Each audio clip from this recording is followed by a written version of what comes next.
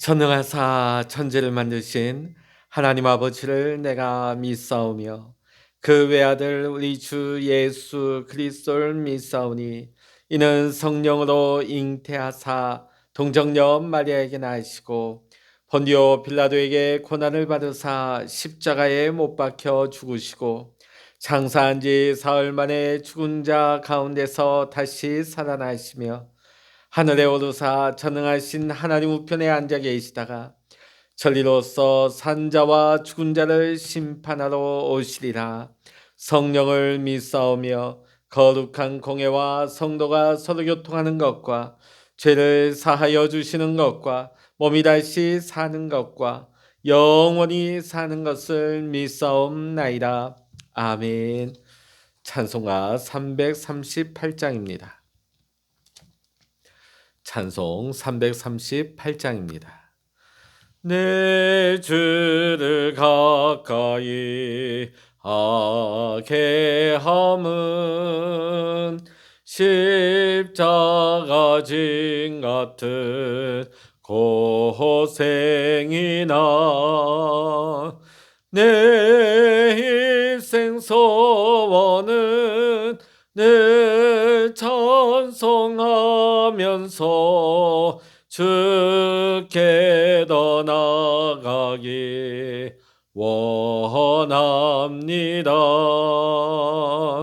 내 고생하는 것 옛 야곱이 돌베개 베고자 갔습니다.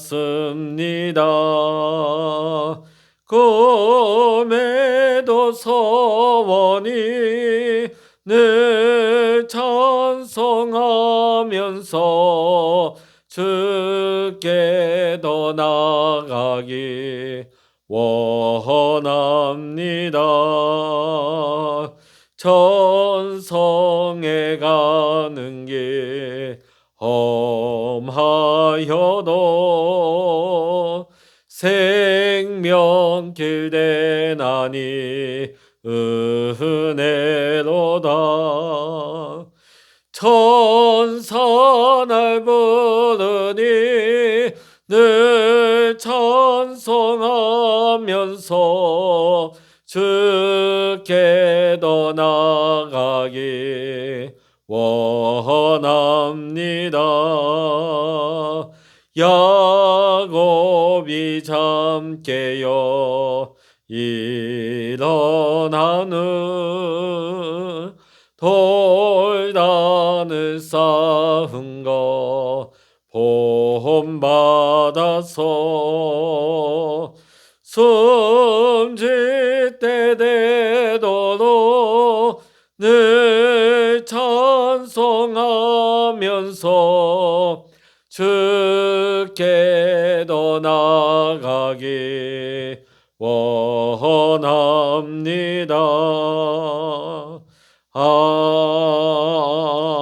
아멘. 이 시간 누리게 해주시는 하나님의 말씀 구약 시편 134편입니다. 구약 901면 시편 134편 1절로부터 3절까지의 말씀 같이 읽겠습니다. 보라, 밤에 여호와의 성전에 서 있는 여호와의 모든 종들아, 여호와를 송축하라. 성소를 향하여 너희 손을 들고 여호와를 송축하라. 천지를 지으신 여호와께서 시온에서 내게 복을 주실지어다. 아멘. 할렐루야. 오늘도 함께 기도하시는 우리 모든 믿음의 성도님들에게 오늘도 하나님의 크신 은혜와 평강의 축복이 함께 하시기를 주의 이름으로 간절히 축원합니다. 우리가 계속해서 시편을 읽다 보면 어느 시편을 읽어도 다 하나님을 찬양하라고 그런 메시지를 전하고 있습니다. 하나님을 찬양하라. 자, 근데 오늘 시편 134편에서 우리가 주목하게 될 단어가 하나 있습니다. 그건 뭐냐면 밤에. 오늘 134편 1절의 말씀, 보라, 밤에 여호와의 성전에 서 있는 여호와의 모든 종들아, 여호와를 송축하라. 주님의 전에 서 있는 주님의 모든 종들아, 밤에 성전에 있는 사람들이 누구이겠습니까?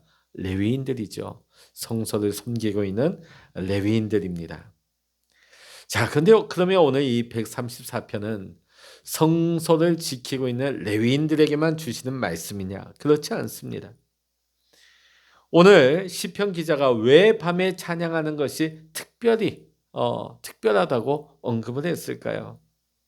왜냐하면 낮에 찬양하는 모습보다 밤에 찬양하는 모습에서 더 큰 은혜와 영감을 얻었기 때문일 것입니다. 캄캄한 밤, 깊은 밤에 듣는 사람 하나 없는 그 시간에 성전에서 울려 퍼지는 찬양. 여러분 한번 상상해 보시길 바랍니다. 야, 밤에 찬양하는 것이 진짜 찬양이구나. 아마 이 시편 기자도 그것이 깨달아진 것 같아요. 은혜로 와닿은 것 같습니다. 오늘 이 134편은 오늘 인생의 밤을 지나고 있는 우리 모든 믿음의 성도님들에게 주시는 권면의 말씀입니다. 사실 우리가 살다 보면 우리의 삶이 언제나 기쁘고 황홀하기만은 한 것은 아닙니다. 살다 보면 죄에 넘어지기도 하고 배신을 당하기도 하고 실패하고 수치를 겪고 가난해지고 연약해지고 내동댕이 쳐지고 심지어는 하나님께조차 버림받은 것 같은 그런 느낌의 순간이 옵니다. 그때 우리는 어떤 마음이 듭니까? 정말 하나님 살아계실까? 하나님은 정말 나의 기도에 응답하시는 걸까? 하는 이런 의심에 사로잡힐 때에 오늘 시편 기자는 오히려 그때에 가장 어두울 때에 가장 흑암의 때에 주님을 바라보며 찬양을 하라고 권면하고 있습니다. 2절의 말씀 읽어보십니다. 성소를 향하여 너희 손을 들고 여호와를 송축하라. 아멘. 하나님 보시기에는 낮과 밤이 구분이 없죠. 우리에게는 밤이 무섭기도 하고 불편하기도 하고 여러 가지 제약사항들이 많이 있지만 하나님 앞에서는 이 낮이나 밤이 다를 것이 없습니다. 이 낮과 밤은 다 하나님이 주관하시고 하나님이 다스리시기 때문입니다. 밤은 고통스러운 시간으로 표현되어집니다. 그런데 오히려 우리가 이 밤에 얻는 유익이 있습니다. 고린도후서 1장 8절을 보면 형제들아 우리가 아시아에서 당한 환난을 너희가 모르기를 원하지 아니하노니 힘에 겹도록 심한 고난을 당하여 살 소망까지 끊어지고 우리는 우리 자신이 사형 선고를 받은 줄 알았으니. 사도 바울은 전도 사역을 하면서 수많은 죽음의 고비를 넘기게 되어집니다. 살 소망이 끊어지는 그런 절망을 맞이하였지만은 사도 바울은 오히려 이렇게 고백을 합니다. 고린도후서 1장 9절입니다. 이는 우리로 자기를 의지하지 말고 오직 죽은 자를 다시 살리시는 하나님만 의지하게 하심이라. 사도 바울이 고백하고 있는 내용이 무엇입니까? 이 절망적인 이 죽음의 벼랑 끝에서 오히려 하나님께서 이 밤을 허락하시는 이유가 무엇인가? 자신을 의지하지 말고 죽은 자를 다시 살리시는 하나님만 의지하게 하십니다. 이 밤에 얻는 유익이 있다는 거예요. 하나님을 바라보고 하나님을 의지하는 하나님과 더 가까이 하게 되는 신앙의 유익이 있다는 것을 고백하고 있는 것입니다.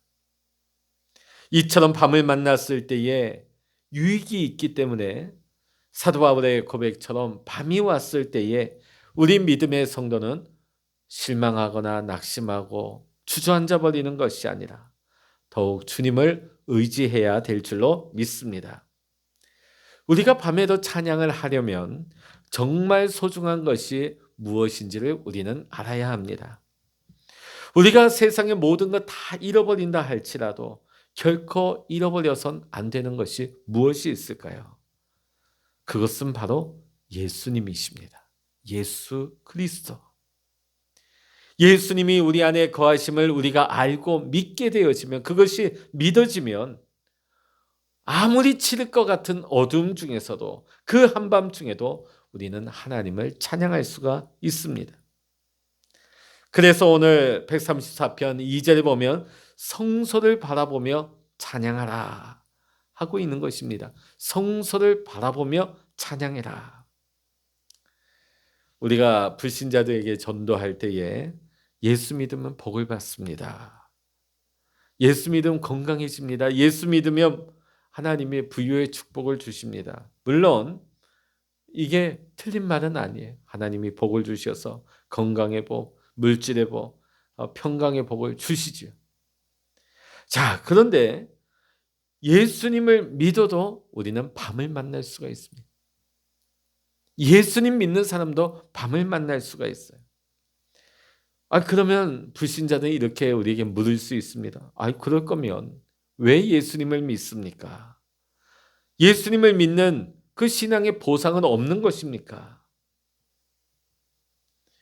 우리의 신앙의 보상은 예수님 오직 한 분입니다.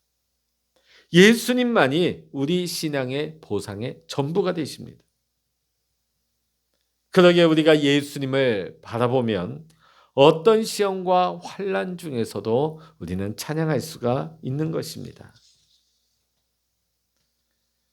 오늘 우리가 십자가의 예수님을 바라보게 될 때에, 그 십자가의 예수님이 나와 함께하는 것이 믿어질 때에, 우리가 어떤 밤을 지나든지 우리에게 은혜를 예수 그리스도 부어주시고 우리에게 찬송의 문을 열어주십니다. 우리는 밤을 만나게 될 때에 천국이 뚜렷이 보이게 되어집니다. 사실 인생의 낮에는 천국이 잘 보이지 않습니다. 우리가 낮에 보면 밤하늘에 별이 없는 것이 아니에요. 그러나 태양이 빛나다 보니까 별이 떠 있음에도 불구하고 별이 보이지 않는 것이죠. 우리 인생에 있어서도 모든 일이 잘 되고 형통하고 부족한 것이 없을 때는 이 세상이 천국으로 보이는 것입니다. 그런데 우리의 삶에 고난이 닥치고 실패를 하게 되고 몸이 병들었을 때에 비로소 천국이 보이기 시작합니다.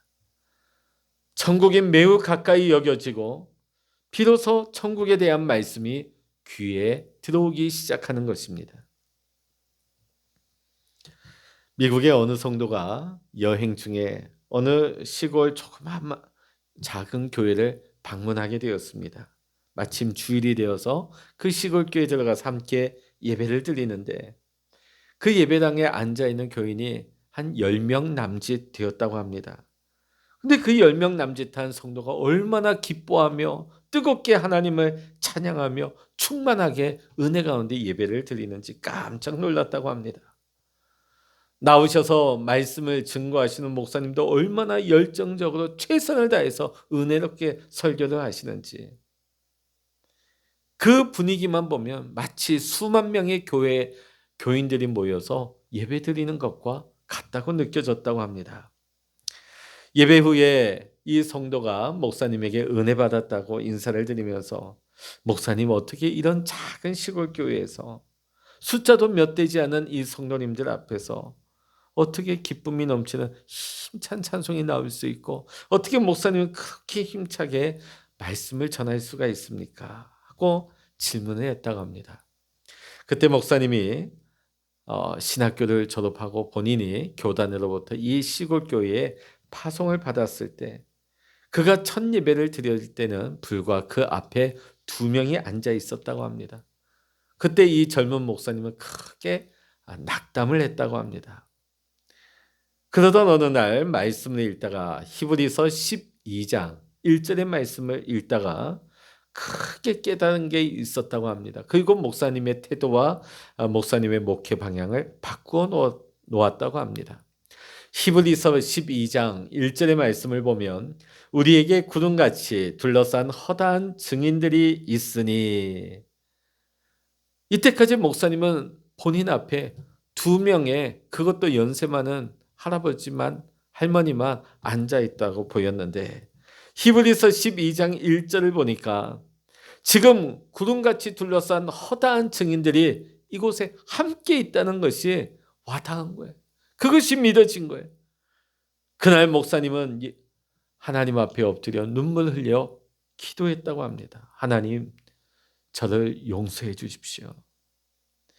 저는 그렇게 이 예배 자리에 내 삶 가운데 우리 교회 가운데 그렇게 많은 동반자들이 우리 가운데 있었다는 것을 깨닫지 못했습니다. 그 이후로 목사님은 예배할 때마다 이 예배 자리가 빈자리가 아니라 그 두 분이 예배 드리는 것이 아니라 허다하게 많은 증인들이 이곳에 와서 함께 예배한다는 것을 결코 잊지 아니하고 기쁨과 설렘과 감동 속에 예배를 드렸다고 합니다. 여러분, 우리가 밤중에 혼자 찬송할 때라도 우리는 허다한 증인이 우리와 함께 찬송하고 있음을 우리는 알아야 합니다. 허다한 신앙의 증인들뿐만 아니라 무엇보다 예수님께서 우리 안에 함께 하십니다. 그러면 다 된 거 아니겠습니까? 그러면 충분한 거 아닙니까? 예수님이 나와 함께 하시는데, 그것도 예수님이 저 멀리 저 하늘 꼭대기에 계신 것이 아니라 예수님께서 지금 내 안에 계셔요. 무엇이 필요합니까? 무엇이 걱정이고 무엇이 두렵겠습니까? 찬송은 밤을 지나는 우리에게 놀라운 은혜가 되어집니다. 사도행전 16장에 보면 2차 전도 여행 때 빌립보 지역에서 복음을 전하다가 바울과 실라가 억울하게 매를 맞고 감옥에 갇히게 되어집니다. 고통 가운데, 절망 가운데, 낙심 가운데 지날 수 있는 그런 시간이었는데, 그 밤에 바울과 실라는 그 감옥 가운데서 감사하며 찬양을 부르기 시작합니다. 그 찬송을 들으시는 아버지 하나님의 마음이 어떠했겠습니까? 이 고난과 역경의 깊은 밤에 부르는 찬송은 천사도 부를 수 없는 찬송입니다. 왜 그럴까요? 왜 천사는 이런 찬송을 못 부를까요? 천사는 고난이 없죠. 영적인 존재니까.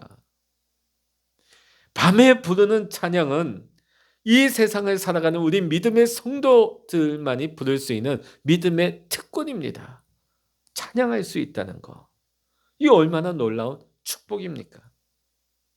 바울과 실라가 한밤중 감옥에서 하나님 앞에 감사하며 찬양을 부르는 중에 지진이 일어났습니다. 옥문이 깨어지고 열렸습니다. 간수장이 달려와 회심하였습니다. 그리고 그 지역 가운데 빌립보 교회가 세워지게 되어집니다. 이것이 밤에 부르는 찬송의 능력입니다. 하나님께서 찬송 가운데 역사하시고 복을 주시는 것입니다. 물론 밤에 찬송한다고 다 지진 나는 거 아니에요. 그러나 적어도 찬송할 때 우리 마음의 옥토는 흔들립니다. 내 마음에 지진이 일어나는 것입니다. 사랑하는 성도 여러분, 지금 여러분 낮을 지나고 있습니까? 아니면 밤을 지나고 있습니까?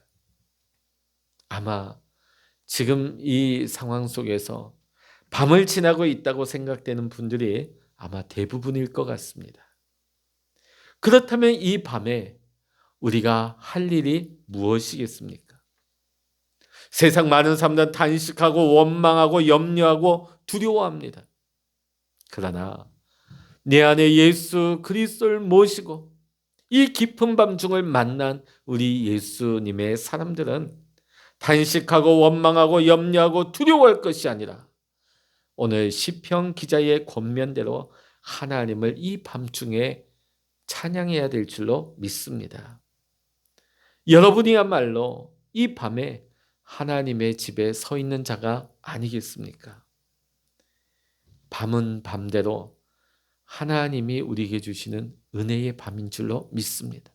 하나님은 낮에도 은혜를 주시지만 이 한밤중에도 은혜와 복을 주실 수가 있습니다. 하나님에게는 이 낮과 밤이 아무런 제한 조건이 없습니다. 예수님이 함께 하시면, 예수님이 역사하시면 충분합니다. 이 밤중에 부르는 이 찬송 가운데 이 찬송이 우리 가운데 복이 될 줄로 믿습니다. 오늘 여러분의 심령 속에, 여러분의 입술에 찬양이 회복되기를 원합니다. 여러분의 가정 가운데 찬양이 회복되기를 원합니다. 하나님, 우리 교회 가운데, 하나님, 우리 한국교회 가운데, 하나님, 이 밤중에 찬송이 회복되게 하여 주시옵소서. 하나님을 찬양할 때 그 빌립보에 임하였던 놀라운 역사, 그 옥토의 문이 깨어지고 그곳에 회심의 역사가 일어나지고 그곳에서 교회가 회복되고 세워지는 역사, 하나님, 이 밤중에 우리 믿음의 성도와 우리 교회가 하나님을 찬양하게 하시고, 찬양할 때 하나님이 우리에게 주시는 놀라운 엄청난 복을 누리게 하여 주시옵소서. 오늘 이 아침에도 우리 함께 이렇게 기도할 수 있기를 원합니다. 기도하시겠습니다. 할렐루야. 하나님, 괴로울 때 주님의 얼굴을 보게 하여 주시옵소서. 세상 사람들은 탄식하고 원망하며 두려움에 절규하지만은 오늘 시편 기자는 우리에게 권면합니다. 성소를 바라보며 이 밤중에라도 하나님을 찬양하라고. 우리가 이 밤중에 하나님을 찬양할 때에 하나님이 복을 주신다고 오늘 믿음으로 확신하며 찬양하고 있습니다. 하나님, 지금 우리는 이 밤중과 같은 어려운 상황을 지나고 있습니다.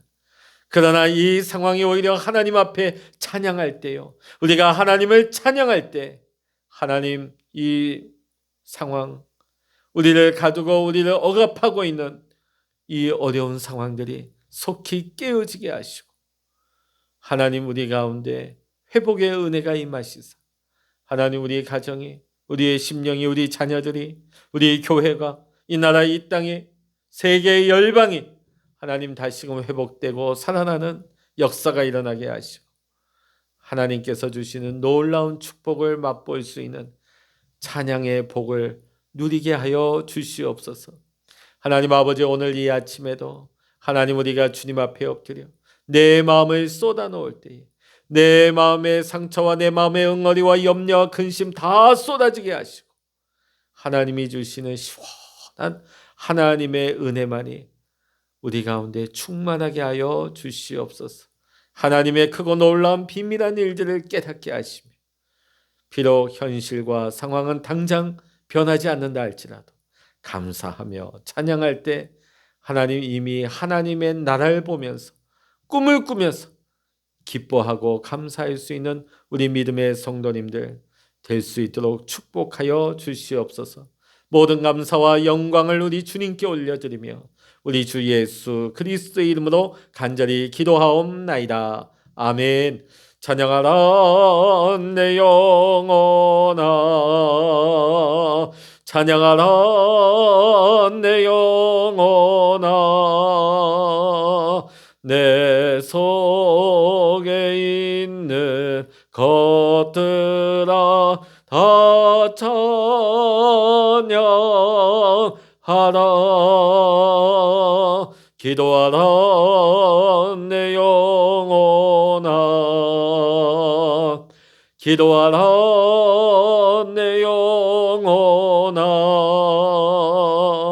내 속에 있는 것들아 다 기도하라. 주여, 일창을 합심하여 기도하십니다. 주여.